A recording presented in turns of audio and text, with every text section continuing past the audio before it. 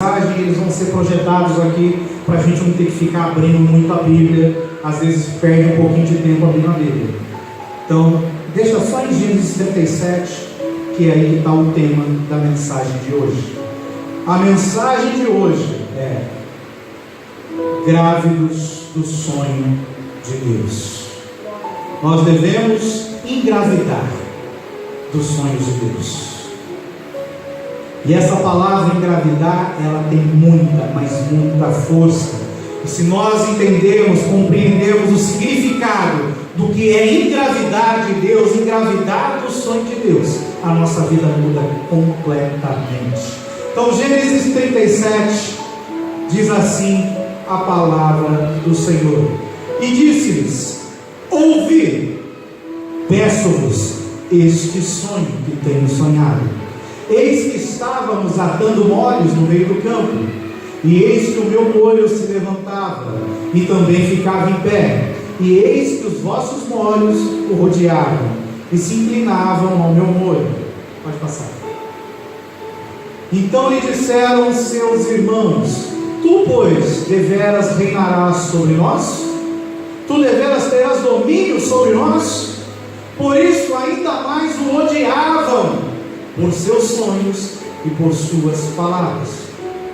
E teve José outro sonho, e o contou a seus irmãos e disse: eis que tive ainda outro sonho, e eis que o sol e a lua e 11 estrelas se inclinavam a mim. E contando a seu pai e a seus irmãos, repreendeu o seu pai e disse: que sonho é este que tiveste? Porventura viremos eu e a tua mãe e teus irmãos a inclinar-nos perante ti em terra? Seus irmãos, pois, o invejavam. Seu pai, porém, guardava este negócio no seu coração. Esse texto fala do sonho que Deus deu a um homem. O interessante é que ele não entendeu o sonho, mas seus pais e seus irmãos entenderam o sonho e o repreendiam. Só que quando nós sonhamos os sonhos de Deus, nada pode nos segurar, nada pode nos impedir. E quando nós temos sonhos proféticos, esses sonhos são direções de Deus para a nossa vida.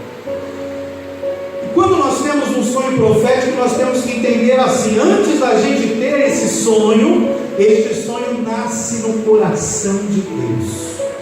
Tudo que nós recebemos de Deus antes nasceu no coração dele. Isso é muito importante a gente entender. Só que existem 3 tipos de sonho. Existe o sonho do homem, ou seja, aquele sonho que nós sonhamos. Eu quero trabalhar, eu quero casar, eu quero fazer isso, eu quero fazer aquilo. Aquilo que é o meu desejo, é o meu sonho pessoal. Existe também o sonho que a gente chama o sonho das trevas, o sonho do diabo. E muitas vezes nós estamos vivendo o sonho do diabo. Tem muitas pessoas que estão vivendo o sonho do diabo. Pessoas que estão no pecado, que estão cometendo crimes, que estão fazendo coisas terríveis que não agradam a Deus. Não estão vivendo o sonho do homem nem o sonho de Deus, estão vivendo o sonho do diabo. Então nós temos que ter discernimento que existe o sonho do homem, o sonho do diabo e o sonho de Deus nas nossas vidas. E a gente tem que saber discernir o que é cada um deles. Quando eu corro atrás dos meus sonhos, eu preciso de esforço. Eu quero fazer uma faculdade, quero ter um bom trabalho. Para isso eu vou ter que estudar bastante, vou ter que estudar línguas, vou ter que fazer pós-graduação. Isso exige esforço. Por quê? Porque é sonho meu. Todos os sonhos que eu tenho que me esforçar para eles se realizarem. Ele não cai do céu. Quando eu realizo o sonho do diabo, acontecem algumas coisas ruins. Eu vou acumulando maldições sobre a minha vida e um destino terrível no futuro se esse sonho não for abortado. Ou seja, se eu vivo no pecado, eu estou realizando o sonho do diabo. E o meu destino não é o céu, não é uma eternidade com Deus. Porém, quando eu sonho o sonho de Deus, algo tem que acontecer na minha vida. Não é simplesmente eu deitar, dormir e vir um sonho, eu entender que isso é um sonho profético, é um sonho de Deus. Não, sonhar os sonhos de Deus é engravidar de Deus. E a Bíblia nos mostra isso. Nós vamos passar alguns textos que vão explicar isso. E detalhe, o meu sonho, ele é passageiro, ele acaba. O sonho do diabo, ele acaba.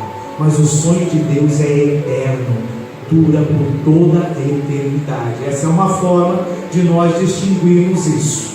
Porém, o homem não sabe muito disso, as mulheres já sabem melhor. Na gravidez se passa por momentos bons e momentos ruins. Nem toda gravidez é um mar de rosas o tempo inteiro. Tem muitas mulheres que passam mal, tem enjoo, tem algumas gravidez que chega a ser complicada. Eu tive um amigo meu que é pastor em Campinas. A esposa dele, das duas gravidezes, engravidou, teve que ficar numa cama, não podia nem se mexer direito, era gravidez de risco. Então foram duas gravidezes lutando, brigando, mas a vitória veio em nome de Jesus Cristo. Então, nós passamos por momentos na gravidez, mas qual é a recompensa de passar por dores, por sofrimentos? É a luz que vem, é quando a criança nasce. Aquilo traz alegria. E a Bíblia também diz assim, Paulo fala que Adão, ele não foi enganado quando pecou, não foi, ele pecou consciente, por isso que o pecado entrou no mundo. Porém a mulher foi enganada pela serpente, Paulo fala, e por ela ter sido enganada, agora ela vai dar à luz a filhos com dores, para que a maldição seja quebrada, aquela maldição que Deus jogou lá em Gênesis 3, 15, 16 sobre a mulher.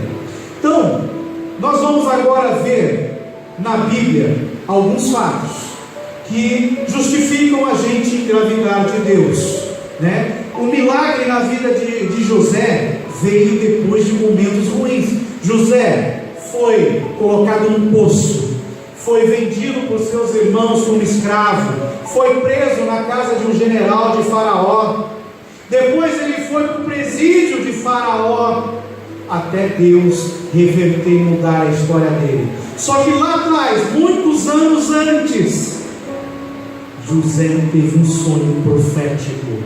José sonhou um sonho de Deus. E olha que interessante, ele não só sonhou, mas ele teve o entendimento e ele engravidou deste sonho. Passa, Júnior, agora em Gênesis 45, 8. Olha o entendimento que José teve do seu sonho, que ele engravidou, que ele sofreu dores de parto até a luz, até a criança nascer, até o sonho se realizar. Assim não fostes vós que me enviaste para cá. Lembra os irmãos que condenaram ele? Falou, você vai reinar sobre nós? E passaram a odiar ele. Agora José está falando com os irmãos. Assim não foste vós que me enviaste para cá. Não foram vocês que me venderam como escravo do Egito, não. Senão foi Deus que me tem posto por pai de Faraó. Olha qual era o sonho de Deus para a vida de José: colocar ele por pai de Faraó e por senhor de toda a sua casa, e como regente, administrador em toda a terra do Egito. Para que Deus fez isso? Para que o povo tivesse salvação. A Bíblia nos fala que haveria um tempo de 7 anos de uma grande fome e 7 anos de uma grande abundância na terra do Egito. Então Deus tinha um sonho de salvar todo o seu povo, que o povo ia morrer com a fome da terra. Então ele dá um sonho profético para um homem, e esse homem engravida do sonho de Deus. Aí esse homem vem e traz a salvação para todo o povo de Deus. E não só para o povo de Deus, ele trouxe para todos que habitavam ali na terra e em redor. Então nós precisamos sonhar e engravidar dos sonhos de Deus na nossa vida. José entendeu esse sonho, que era de trazer salvação para o povo que ia morrer de fome. Porém, ele teve que engravidar. Isso é muito importante, é o processo inteiro de engravidar que nós temos que entender. Porém, quando nós engravidamos dos nossos próprios sonhos, ou seja, eu quero muito isso, eu engravido, passo a viver para aquilo, até que aquilo aconteça, até que a criança nasça.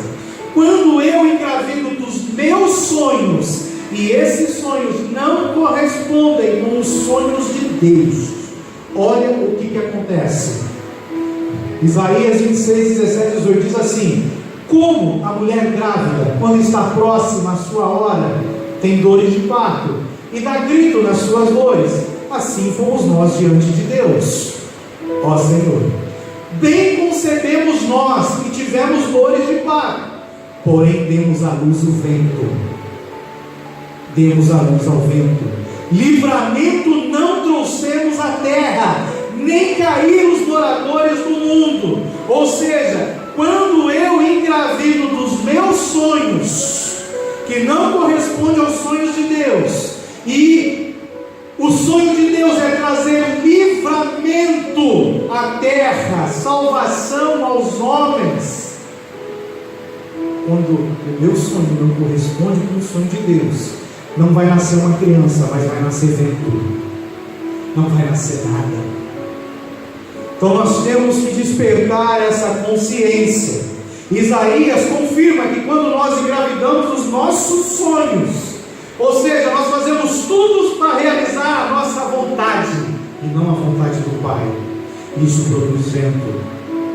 Tem um texto em Oséias que diz assim: aqueles que semeiam vento colhem tempestade.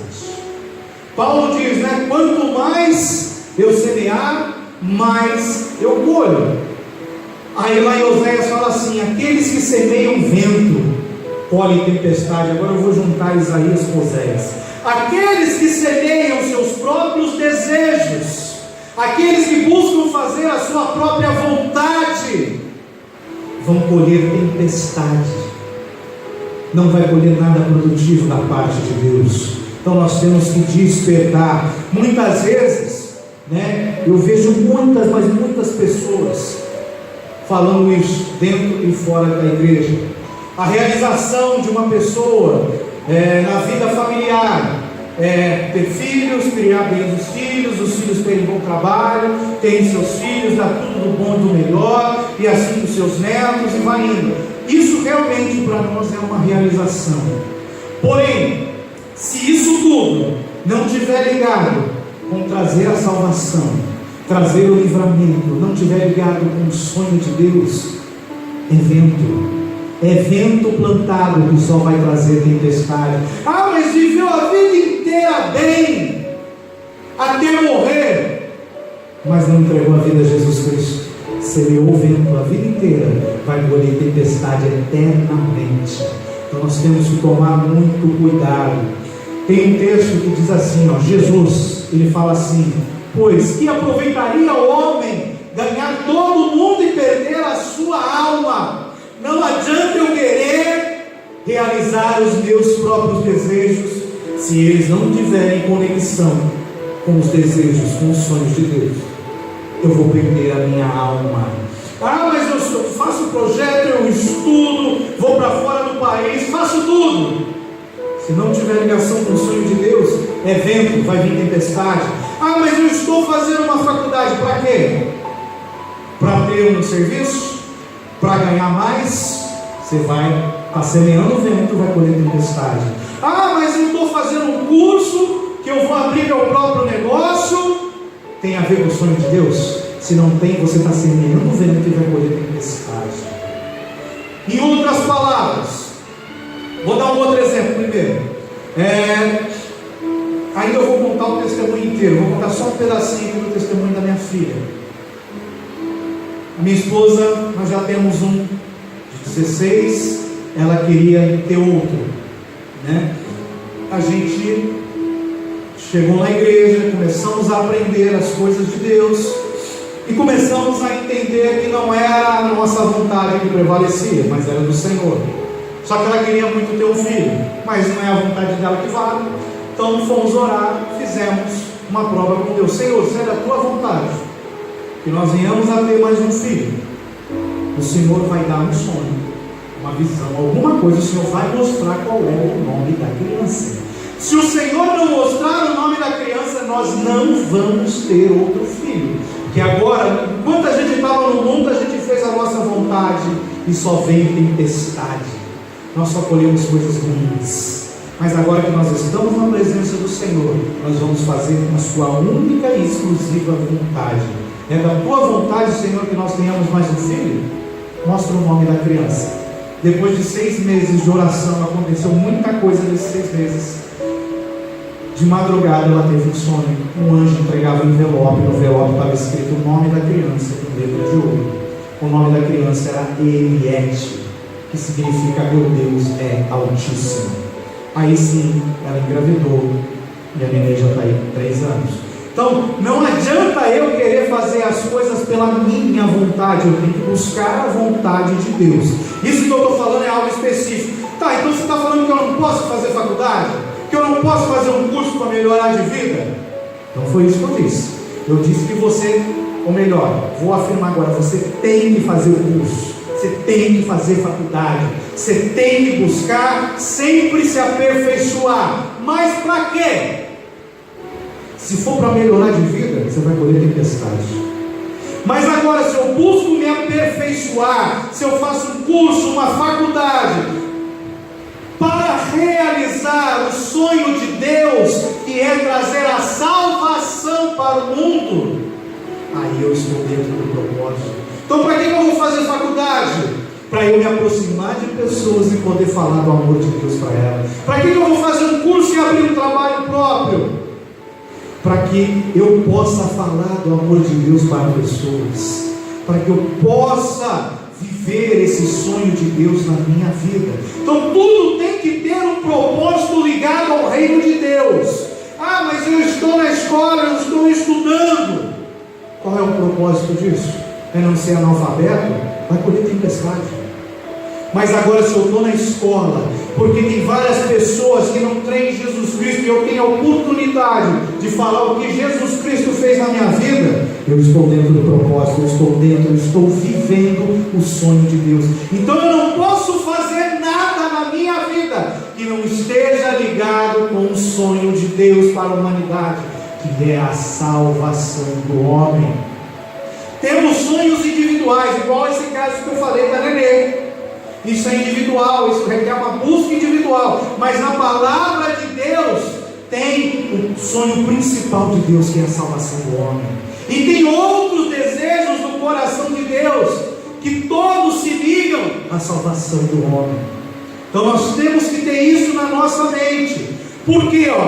Por que eu não posso ter os meus sonhos e os meus sonhos não estarem ligados com o sonho de Deus? Porque os meus pensamentos não são os pensamentos de Deus. Jeremias fala isso. A minha mente, ela é natural.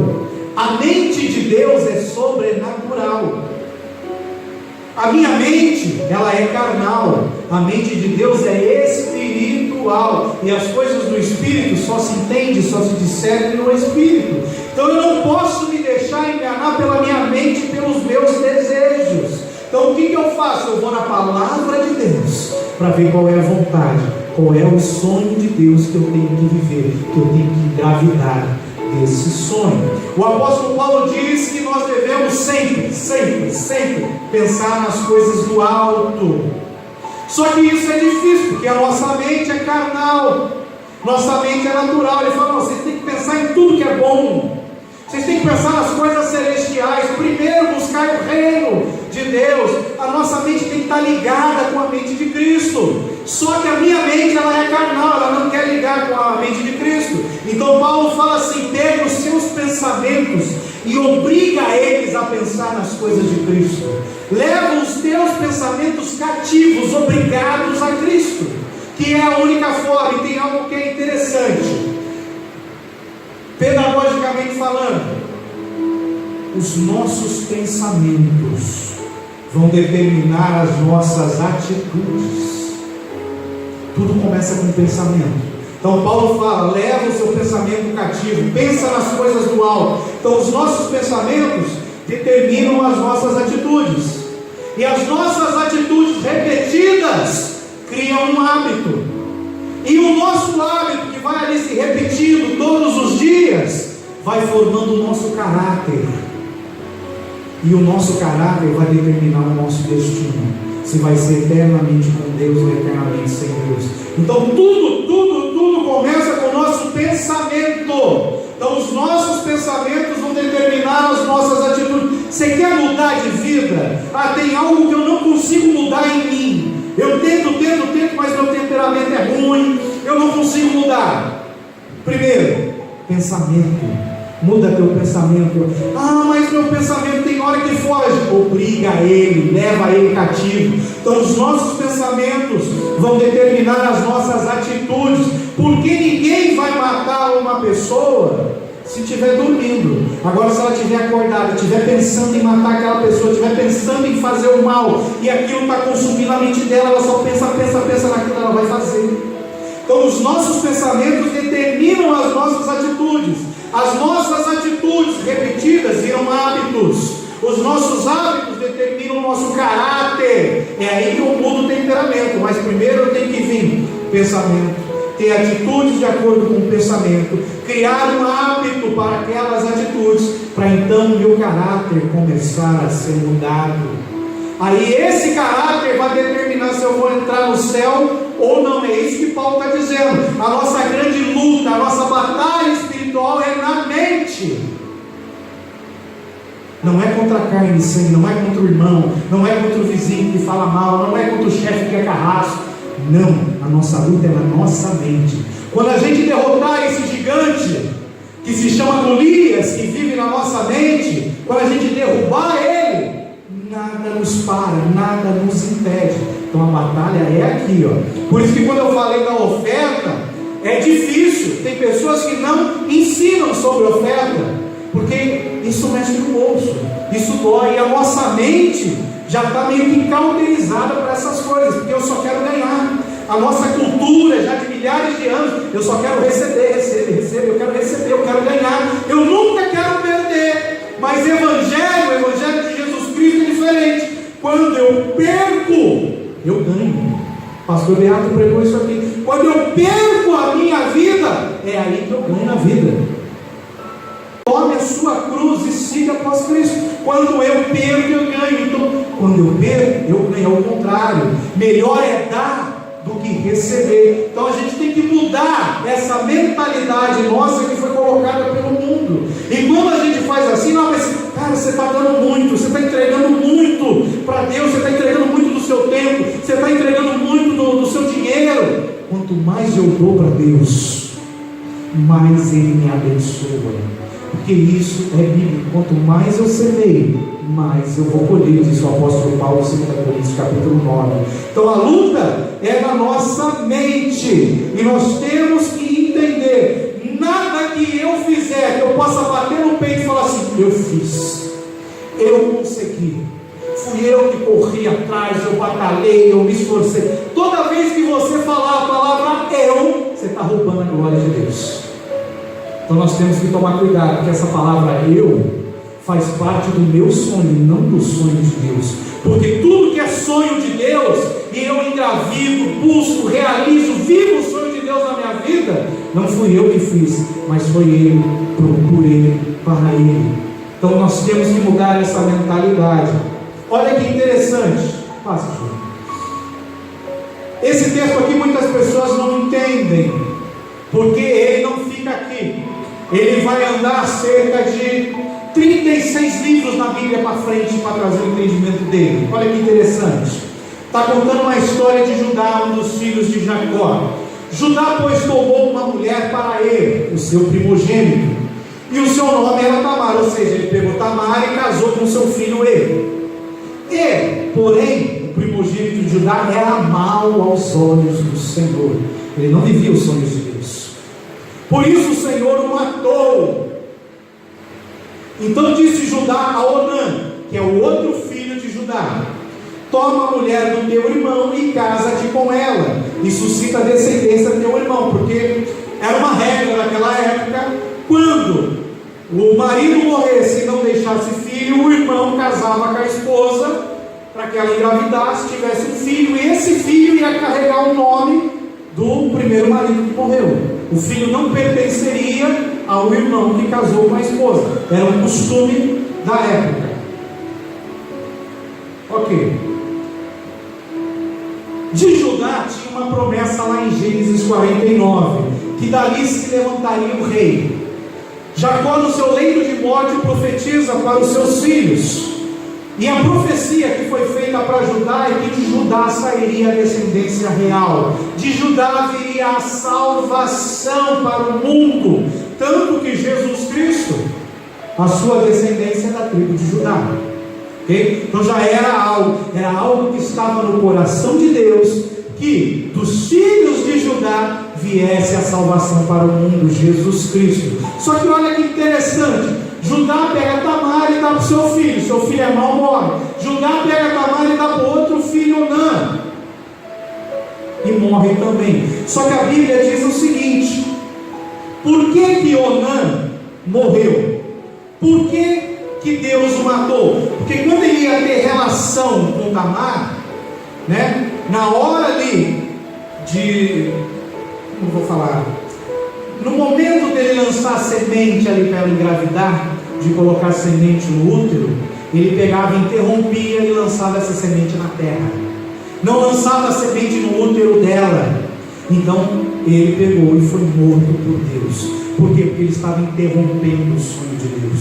E quando nós buscamos o nosso próprio desejo, era para Onã ter relação com ela para gerar um filho que carregaria o nome do irmão que morreu. Mas não, ele estava com ela para realizar o seu próprio desejo, para ele ter o seu próprio prazer. Ele não quis assumir a responsabilidade de cumprir um mandamento que valia para aquela época.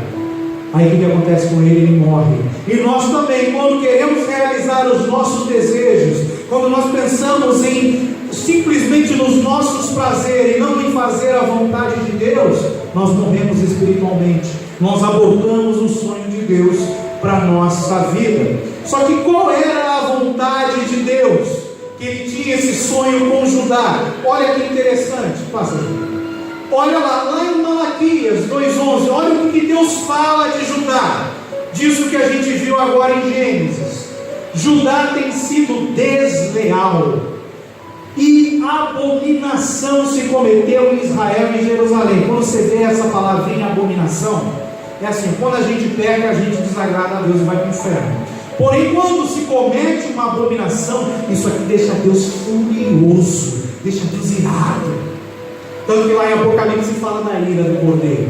Então, abominação se cometeu. Por quê? Porque Judá foi desleal. Foi desleal como?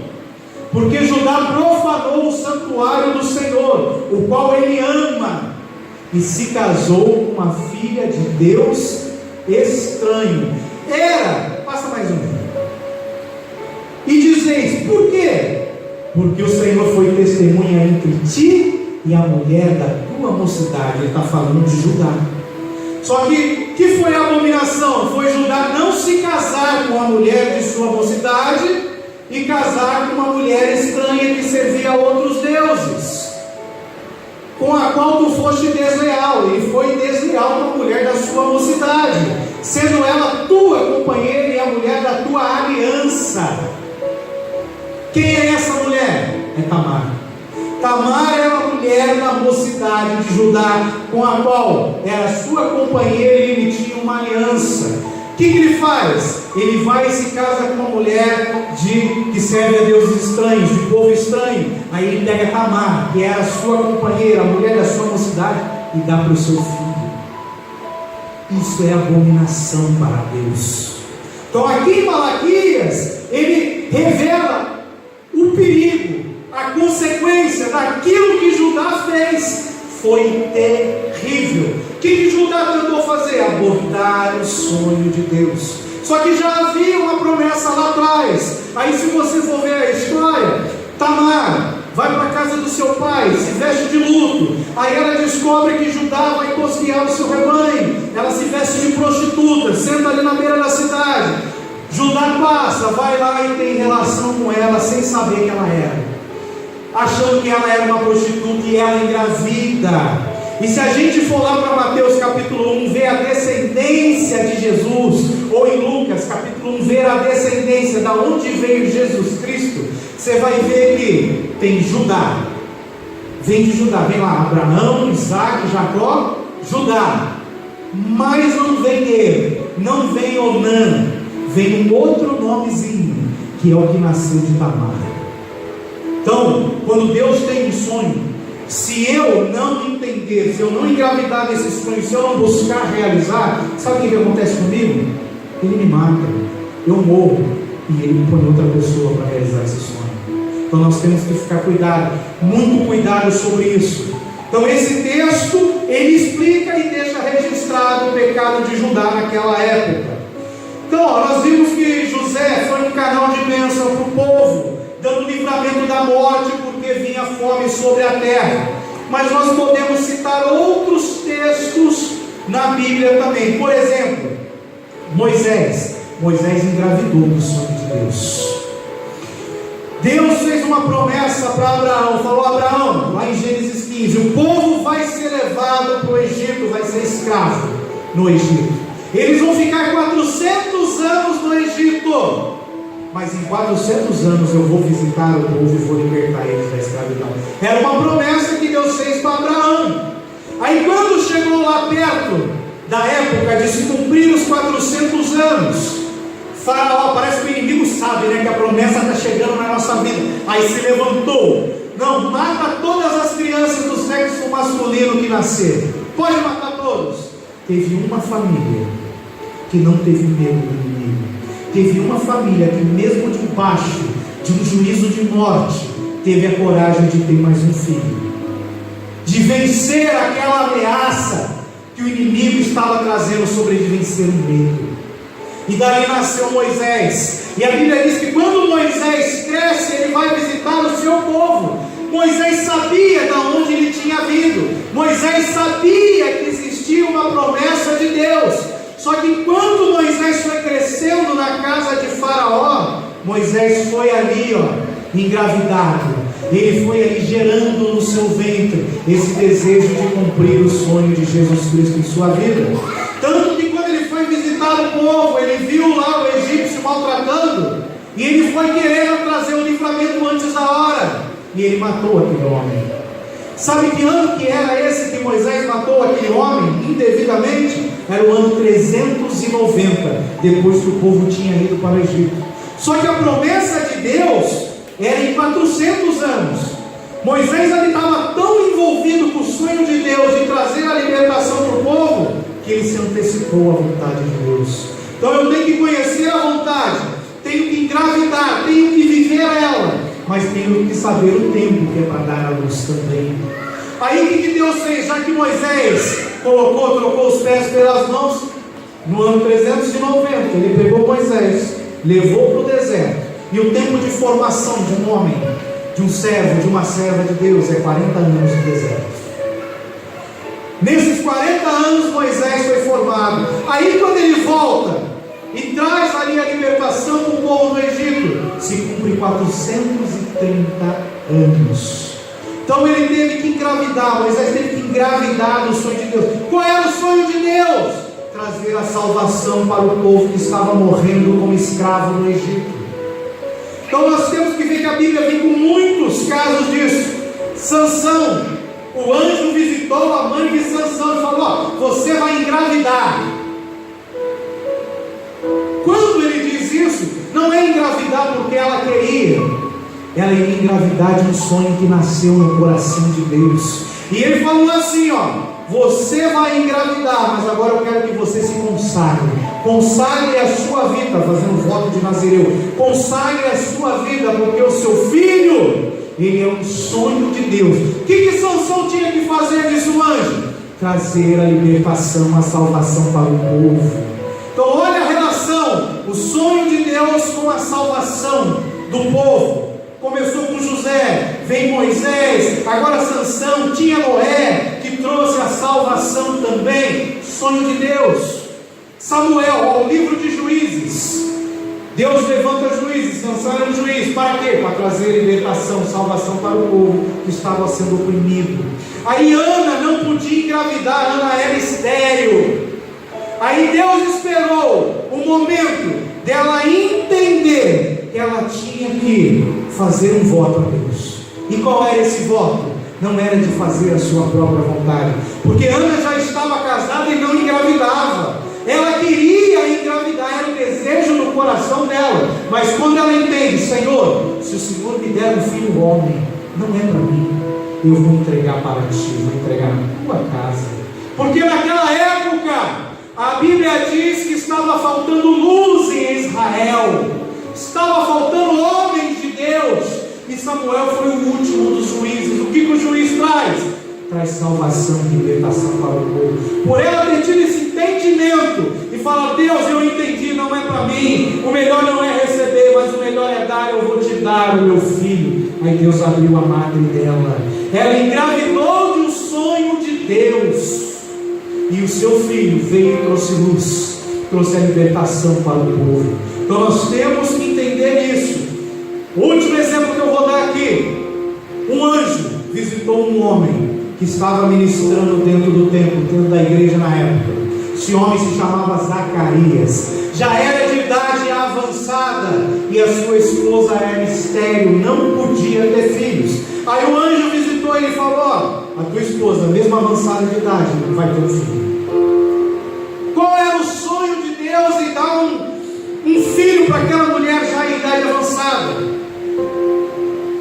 Quando acaba o último livro do Antigo Testamento, até começar o primeiro Evangelho de Mateus, tem algumas Bíblias antigas, não sei se vocês têm aí agora. Se você pegar uma página antes do Novo Testamento, de Mateus capítulo 1, vem uma folha em branco, ou às vezes vinha 4 folhas em branco. O que significa essa folha em branco? Ela não está ali à toa. Eu achava que era para eu escrever alguma coisa, fazer uma anotação. Não é. Essa folha em branco representa um período chamado de interbíblico, que vai do último livro do Antigo Testamento, percorre 400 anos até que os evangelhos são escritos, até que este anjo visite Zacarias. Durante esses 400 anos do Antigo Testamento até o Novo Testamento, até Zacarias, Deus não falou com o povo. Houve um período de silêncio profético, mas a palavra de Deus nos diz que Deus ele tem prazer, ele tem desejo de falar conosco, de se relacionar. Porém, por causa do pecado deles, foram 400 anos de silêncio profético. Então qual era o sonho de Deus? Era falar, se relacionar com o povo. Aí ele escolhe um homem e uma mulher, não importa a idade, não importa se tem dinheiro, se não tem, se está em dificuldade, se está em luta, se tem prova. Quando Deus nos escolhe para nós engravidarmos do seu sonho, Ele faz o impossível. Então Deus escolheu eles e aquela mulher engravidou. Quem foi João Batista? Jesus fala assim: ele foi o maior de todos os homens que nasceram até aquela época. Por que ele foi o maior de todos os homens? Porque ele foi o maior pregador de todos os tempos. Ele foi o primeiro e o único a pregar a maior mensagem de todas: eis o Cordeiro de Deus que tira o pecado do mundo. Então quando nós vivemos o sonho de Deus para a nossa vida e entendemos que o sonho de Deus é levar Jesus, é levar salvação para as pessoas, é falar que existe um Cordeiro que tira o pecado do mundo, nós começamos a viver o sobrenatural de Deus nas nossas vidas. Agora eu pergunto: o que eu tenho que fazer para engravidar de Deus? O que eu tenho que fazer? Primeiro eu tenho que entender o que é fé. E olha que interessante, a Bíblia diz assim, Efésios 2,8: pela graça sois salvos por meio da fé. A fé nos salva.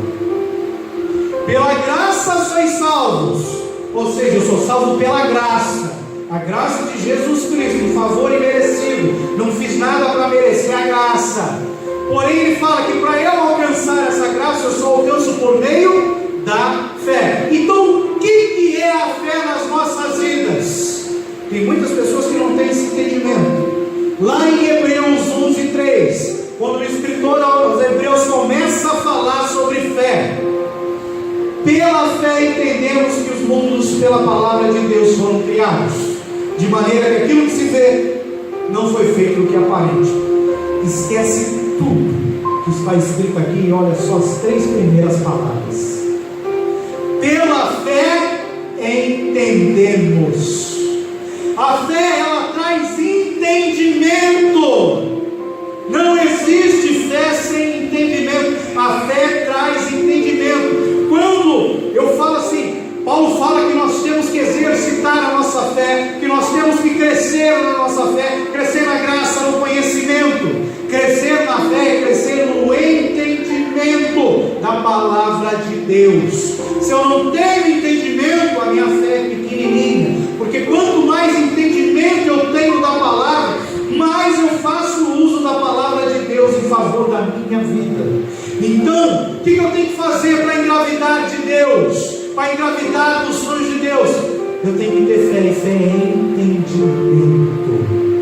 A Bíblia fala que o povo de Deus peca por falta de conhecimento.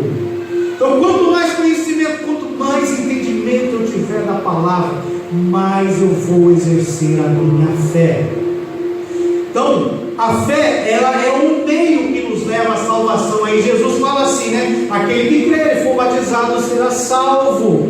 Então, aquele que entender que Deus amou o mundo de tal maneira que enviou seu Filho, Jesus Cristo, para morrer no nosso lugar. Aquele que entender isso e entregar a sua vida a Ele, esse será salvo. Então a fé é o entendimento da graça, do amor de Deus pelas nossas vidas. Então a fé, o entendimento é o primeiro passo para eu engravidar de Deus. E olha o que aconteceu com Maria. Passa. Lucas capítulo 1. Quando o anjo Gabriel visita Maria, olha o que acontece. Disse-lhe então o anjo: Maria, não temas, porque achaste graça diante de Deus. Eis que, esse é o sonho de Deus para ela, hein? Eis que em teu ventre conceberás e darás à luz um filho, e por-lhe-ás o nome de Jesus, que no hebraico quer dizer salvação. Então o sonho de Deus, o grande sonho de Deus para as nossas vidas é Jesus, é salvação, salvação. Passa junto. Então o anjo disse isso para Maria, ele continua, né? Maria agora não entendeu o sonho de Deus para a vida dela. Então antes de ela engravidar, ela teve que ter entendimento. E disse Maria ao anjo: como se fará isso? Ela não teve entendimento, visto que não conheço homem algum. Então eu tenho que buscar o entendimento para poder engravidar do sonho de Deus. E respondendo o anjo, disse-lhe: descerá sobre ti o Espírito Santo, e a virtude do Altíssimo te cobrirá com a sua sombra. Por isso também o santo que de ti há de nascer será chamado Filho de Deus. Passa. Disse então Maria. Então o anjo revelou para ela qual era o sonho de Deus. Ela não teve entendimento. Deus fala conosco de várias formas, de várias maneiras, e muitas vezes nós não temos entendimento do que Deus está falando conosco. Às vezes Ele nos dá um sonho, às vezes nos dá uma visão, às vezes fala através do profeta, às vezes eu estou lendo a Bíblia, Deus quer falar comigo e eu não entendo. Maria buscou o entendimento. Quando ela teve entendimento, olha o que acontece: eis aqui a serva do Senhor, cumpra-se em mim segundo a tua palavra. E o anjo ausentou-se dela. Só depois que ela teve entendimento e disse: eis-me aqui, ela engravidou do sonho de Deus. Então nós precisamos ter entendimento da palavra para poder engravidar do sonho de Deus. Isso é muito importante. Às vezes, sabe por que você não recebeu o seu milagre ainda? Sabe por que a luta está grande, está travada? A gente fala que eu tenho que passar pelo deserto, é um tempo de ser forjado, de crescer, assim como Moisés foi. Se não tiver luta, se não tiver guerra, não tem vitória. Então tem que passar pelo deserto, tem que ser provado, mas sabe por que a prova demora? Porque nós não temos entendimento de qual é a vontade de Deus, de qual é o propósito de Deus para a minha vida. Quando nós entendemos, quando nós tivermos entendimento, como Maria teve entendimento de qual era o sonho de Deus, dizer: eis-me aqui, a luta passa. Quando eu engravidar do sonho de Deus, a prova acaba, porque agora não estou vivendo mais a minha vontade, agora estou vivendo a vontade de Deus para a minha vida. Então o sonho de Deus, ele se cumpriu na vida de Maria, que é o mesmo sonho que se cumpriu na vida de José, na vida de Moisés, na vida de Sansão, de Samuel, de João Batista, que é o mesmo sonho que tem que se cumprir nas nossas vidas hoje. Tudo que eu for fazer tem que estar relacionado com o sonho de Deus. Qual é o sonho de Deus? Trazer a salvação para a humanidade, trazer a salvação para os homens. O apóstolo Pedro escreve dizendo que Deus não quer que nenhuma alma se perca, Ele quer que todos sejam salvos. Eu tenho que ter esse entendimento. Então quando nós, olha que interessante agora, tive o entendimento, aceitei, engravidei. Qual é o próximo passo agora para a grávida? Começa a empuxar, barriga começa a crescer. Então eu entendi qual é o sonho de Deus para a minha vida. Eu entendi que o sonho de Deus, o principal para Deus é a salvação do homem. Eu entendi isso e agora eu vou engravidar desse sonho, vou buscar fazer de tudo para que esse sonho venha à luz, para que esse sonho nasça. Mesmo que venha com dores de parto, não importa, a recompensa é muito melhor do que qualquer dor que possa ter. Só que eu tenho que entender que quando eu engravido do sonho de Deus, minha barriga começa a crescer. Às vezes demora um pouquinho para as pessoas perceberem, porque é um processo. Eu estou aprendendo, eu estou entendendo, eu estou gerando algo dentro de mim. Mas vai chegar um momento que as pessoas vão passar perto de mim e vão perceber que já começou a aparecer a barriguinha. Algumas vão até desconfiar, eu acho que está grávida, hein? Acho que tem uma criança aí. Aí daqui a pouco a barriga começa a crescer um pouco mais, ou seja, quem está de longe, não só quem está perto. Quem está de longe vai olhar para mim e vai pensar, está grávida, hein? Ao ponto de alguns até chegar, pelo formato da barriga menino, pelo formato da barriga menina. O que nós temos que entender é que quando nós engravidamos desse sonho, quando esse sonho está nas nossas entranhas, quando nós somos movidos de íntima compaixão para que os homens sejam salvos, para que os nossos vizinhos sejam salvos, para que os nossos colegas de trabalho, nossos filhos, nossos familiares sejam salvos, quando este sonho começar a ser gerado dentro de mim, eu não consigo esconder. Qualquer um que olhar para mim vai ver que eu estou ali, gerando dentro de mim o sonho de Deus. Porque eu vou começar a falar do amor de Deus com tanta força, com tanto amor para todas as pessoas, que todos vão ver que o que está gerando dentro de mim é a mesma coisa que está no coração de Deus. Nós precisamos ter esse entendimento. Hoje nós temos o costume de ir para a igreja, de ir para receber. Eu quero receber uma palavra, eu quero receber uma cura, eu quero que uma porta se abra, eu quero uma bênção para um familiar meu. Não, está errado. Eu não vou na igreja para receber. A igreja é um local onde nós nos reunimos para dar a nossa adoração através de louvores, para dar a nossa adoração através de orações, para dar a nossa oração através de oferta, para dar a nossa adoração através da nossa comunhão. Só que muitas vezes a gente vem para a igreja e a gente nem se fala, Pai do Senhor, tchau, foi embora, não tem comunhão. Então nós não estamos vindo aqui para receber, nós estamos vindo para dar, porque nós tivemos entendimento que melhor é dar do que receber. Então nós temos que ter essa mentalidade, e isso é muito forte quando você engravida do sonho de Deus. Todos ao seu redor vão perceber isso. E agora que nós conhecemos qual é o sonho, o grande sonho de Deus, e nós entendemos esse sonho que é a salvação de almas, agora nós precisamos engravidar, porque depois de engravidar vem a luz, vem a criança, vem a recompensa. Porém algumas almas são muito difíceis de ganhar. Às vezes eu tenho um familiar, um vizinho, alguém que está envolvido ali, preso nas drogas, que está preso em pecado, alguns que estão presos na idolatria, que você está ali, chama, convida e não vem. É difícil, mas olha o que Deus diz que nós temos que fazer.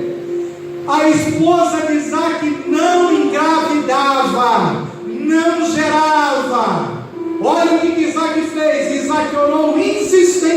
ao Senhor por sua mulher, porquanto era estéril. E o Senhor ouviu as suas orações, e Rebeca, sua mulher, concebeu. Sabe quanto tempo demorou isso? 20 anos orando. Tem algumas crianças que vão ser difíceis de nascer, vão ter complicações, vão ter dores, mas se nós persistirmos, se nós insistirmos, vai nascer. O sonho de Deus vai se realizar na vida deles. Nós temos que entender isso. Agora eu quero que você veja essa promessa de Deus. Passa junto. Lá em Êxodo 23:20, eis Deus falando: eis que eu envio um anjo diante de ti, falando para Moisés no deserto, para que te guarde pelo caminho e te leve ao lugar que te tenho preparado. Guarda-te diante dele e ouve a sua voz. Quem era esse anjo? Jesus Cristo. E não provoque a ira, porque não perdoará a vossa rebeldia, porque o meu nome está nele. Aí ele fala assim: mas se diligentemente, ou seja, se você se esforçar de todo o seu coração para ouvires a voz do Senhor, e fizeres tudo, fizeres tudo, guarda essa palavra, e fizeres tudo o que eu disser, então serei inimigo dos teus inimigos, e adversário dos teus adversários, e servireis ao Senhor vosso Deus. Eu só sirvo ao Senhor meu Deus quando eu fizer tudo que Ele falou. Presta atenção nisso. E Ele, olha a recompensa, abençoará o vosso pão e a vossa água. Ou seja, tudo que é material, Deus vai abençoar na nossa vida. E eu tirarei do meio de vós as enfermidades, seremos literalmente curados. E não haverá mulher que aborte, nem estéril na tua terra, e o número dos teus dias cumprirei, quando eu fizer tudo que o Senhor disser. E eu vou resumir agora para a gente encerrar. Tudo que o Senhor disse para nós. Olha que interessante, presta atenção nisso, porque isso é muito forte. Tem muitas pessoas errando por não fazer isso. Mateus 28, nós sabemos que quando nós temos um familiar no leito de morte, nos seus últimos momentos, e ele chama a gente, que ele quer dizer as suas últimas palavras, aquele momento é muito importante e fica marcado por toda a nossa vida. E é muito difícil você esquecer as palavras que aquele familiar, aquela pessoa que você ama, esquecer as palavras que ele disse antes de morrer. Poucas pessoas têm essa oportunidade, né? Mas olha que interessante, Jesus morreu, ressuscitou, e momentos antes, mas momentos eu falo assim, minutos, segundos dele ser assunto ao céu, olha as últimas palavras que ele deixou aos seus discípulos. E chegando-se Jesus falou-lhes, dizendo: é-me dado todo o poder no céu e na terra, portanto, ide. Tem gente que para aqui, mas olha a continuação: fazei discípulos de todas as nações, batizando-as em nome do Pai, do Filho e do Espírito Santo. Então, ide, fazei discípulos, levando elas ao batismo, e ensinando a guardar todas as coisas que eu vos tenho mandado. E eis que eu estou convosco todos os dias até a consumação dos séculos. Amém. Então Jesus, as últimas palavras de Jesus são 4 mandamentos, que eu posso dizer assim: fazei tudo que Ele mandou. Vamos pegar essas 4 coisinhas que Ele mandou. O que eu tenho que fazer? Ide. O ide é pregar o Evangelho a toda criatura. Só que tem pessoas que acham que é só um missionário que vai para outro país, que vai para... Não, quando Ele fala ide, eu sair da minha cama, dar um passo. Se não tem pessoa convertida dentro da minha casa, eu vou pregar para eles. Eu saí para fora, vi meu vizinho não é convertido, eu vou pregar para ele. Cheguei no meu trabalho, não é convertido, eu vou pregar. Cheguei na escola, não é convertido, eu vou pregar. O id é o evangelismo, é o pregar. Só que não é só pregar, não é só pregar. Você prega uma vez, você fala do amor de Deus uma vez, e depois o que você vai falar com essas pessoas? Agora você tem que discipular ela. Então eu prego, ganho aquela alma, e agora eu vou discipular essa pessoa. aí depois eu vou levar ela ao batismo e vou continuar ensinando. Ou seja, o ide, olha que interessante, esse ide que Jesus está falando é o engravidar, é o entendimento que eu tenho de levar a salvação, o sonho de Deus para todas as pessoas. Então quando eu faço o ide, quer dizer que eu me engravidei de Deus. Quando eu começo a falar o nome de Deus, quando eu começo a pregar, eu estou grávido de Deus. O ide é engravidar. Aí o ensinar, que ele fala aqui, fazendo discípulos, o fazendo discípulos, ensinando de todas as nações, é o período de gestação. Eu engravido, porque eu comecei a falar do amor de Deus. Aí agora eu começo a ensinar, a discipular aquela pessoa. Ela está sendo gerada no meu ventre. E às vezes a gestação é difícil, eu tenho que jejuar, tenho que orar, tenho que usar as armas espirituais. Qual é o resultado de uma gestação que não a morte? É a criança nascer, vir à luz. O que é batismo? Batismo é morrer para o mundo e nascer para Cristo. É necessário que vos nasça da água e do Espírito, disse Jesus. Então o ide é engravidar. O ensinar, fazendo discípulos de todas as nações, é a gestação, até que aquela pessoa seja batizada, ou seja, ela nasça, seja uma nova criatura e dê testemunho público disso para todos. Aí vem o finalzinho, ensinando-as a guardar todas as coisas que eu vos tenho mandado.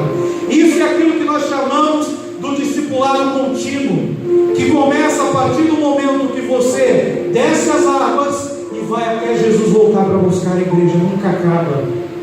Então, o ide, resumindo para nós, o ide é engravidar. Esse ensinar, fazer discípulos de todas as nações, é o período da gestação. O batismo é o nascimento, é vir à luz. E o discipulado é o cuidado pós-parto, que nós temos que ter com aquela criança que acabou de nascer. E isso vai até Jesus Cristo voltar. Assim, eu faço uma pergunta: qual é o propósito da igreja aqui na terra? Qual é o propósito da igreja de Jesus Cristo? Para que a igreja nasceu e está aqui na terra até agora? Muitos param no ide. O propósito da igreja é pregar o evangelho a toda criatura. Tá, pregou e depois? O propósito da igreja aqui na terra, o nosso propósito principal aqui na terra, é fazer discípulos, ensinando a guardar todas as coisas que Jesus tem mandado. Ó, lembra que eu falei lá? Todas as coisas. E isso leva uma vida inteira. Então o propósito da igreja na terra não é ir pregar o evangelho. O propósito da igreja na terra é fazer discípulos. Mas como que eu faço discípulos? Como que eles vão se converter se não ouvirem a pregação? Romanos 10, Paulo explica. Então eu preciso pregar. Para quê? Para fazer discípulos. Eu preciso que essas pessoas entendam o sacrifício de Jesus Cristo, o poder do sangue de Jesus Cristo, para que elas sejam uma nova criatura e sejam discipuladas. Então, quando eu tenho esse entendimento, muda tudo na minha vida. Por que eu fui salvo por Jesus Cristo? Para fazer discípulos. Porque quando eu faço, olha que interessante, Paulo não foi casado, Paulo não tinha filhos, o apóstolo Paulo não tinha filhos, mas em todas, quase todas, na maioria das suas cartas, ele cita um filho espiritual dele. Timóteo, meu filho. Tito, meu filho. Por quê? Como que ele tinha filho se ele nunca casou? Como que ele tinha filho? Porque ele gerava filhos espirituais. Quando ele ganhava uma alma, quando ele começava a discipular, cuidar daquela criança, e acompanhando o crescimento daquela criança, ele se tornou um pai espiritual para ela. Então Deus, quando ele fala lá para Adão, quando tem a criação do mundo, Gênesis 1:26, fazemos o homem a nossa imagem e semelhança, aí no 28 ele fala assim: multiplique-se, encha a terra. Adão ia ter milhões de filhos? Não, mas Adão tinha que gerar filhos espirituais, e os filhos de Adão tinham que gerar filhos espirituais. E hoje nós, como igreja, temos que gerar filhos espirituais, mas eu só gero filhos ganhando essa alma e discipulando ela, ensinando ela a crescer, cuidando dela na presença de Deus. Então que esse entendimento possa ficar aqui, inculcado na nossa mente. Assim eu encerro desafiando cada um de vocês, me desafiando a nós engravidarmos deste grande sonho de Deus, que é trazer a salvação para o homem, é ganhar essas almas e discipulá-las na presença do Senhor. Vamos ficar de pé, vamos orar, encerrando este culto. Glórias a Deus. Aleluia. Quando nós nos reunimos na igreja, nós nos reunimos para adorar ao Senhor. E adoração é dar, não é receber. E o salmista ele fala assim, quando ele ora, e ele ora de forma objetiva, ele dá um tiro só assim. A oração é uma arma espiritual. Davi, ao deixar registrado uma oração, ele usa a arma e dá um tiro só. Ele fala assim: Senhor, uma coisa eu te peço. Olha o que ele pede para ele: que eu possa estar na tua casa. Igual nós estamos aqui, tem gente que fala assim: não, eu não preciso de igreja, eu sou crente dentro da minha casa. Hoje foi feita uma pesquisa, a quantidade de pessoas que se dizem crentes, mas não fazem parte de uma igreja, já é igual às pessoas que são crentes e estão numa igreja. É um absurdo isso. Então, ele diz assim: uma coisa eu te peço, que eu possa estar na tua casa todos os dias, contemplando a tua santidade.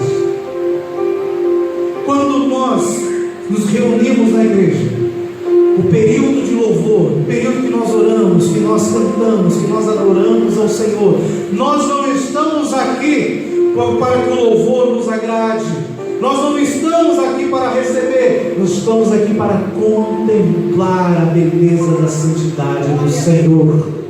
Por isso que tem muitos, até pregadores, que chegam na hora de pregar, não chegam para o início do culto, ele não quer contemplar a santidade do Senhor. Porque Davi fala que quando nós nos reunimos, nós contemplamos a santidade, a beleza da santidade do Senhor junto, porque Deus ele se revela no corpo do seu Filho Jesus Cristo. E ele fala mais uma coisa: além de ir à tua casa todos os dias para contemplar a beleza da tua santidade, que eu possa aprender de ti. Muitas vezes a gente entra no culto e sai do culto sem aprender nada. Então, se eu entrar no culto para adorar, para contemplar a beleza da santidade do Senhor, eu nunca vou sair do culto vazio. Eu sempre vou sair com entendimento de algo a mais. Muitas vezes não é o pastor, não é o pregador que está ensinando, mas é o Espírito Santo que está tocando no seu coração sobre alguma coisa da palavra de Deus. Quantas vezes eu estou aqui sentado, tem alguém pregando, Deus começa a falar comigo. O pastor tocou num assunto aqui, aí Deus começa a falar comigo outra coisa, eu já corro para adorar para não esquecer. Por quê? Porque quando eu contemplo a beleza da santidade do Senhor, reunidos no corpo de Cristo, eu começo a entender, pela fé eu começo a entender os mistérios de Deus. Oremos. Deus maravilhoso,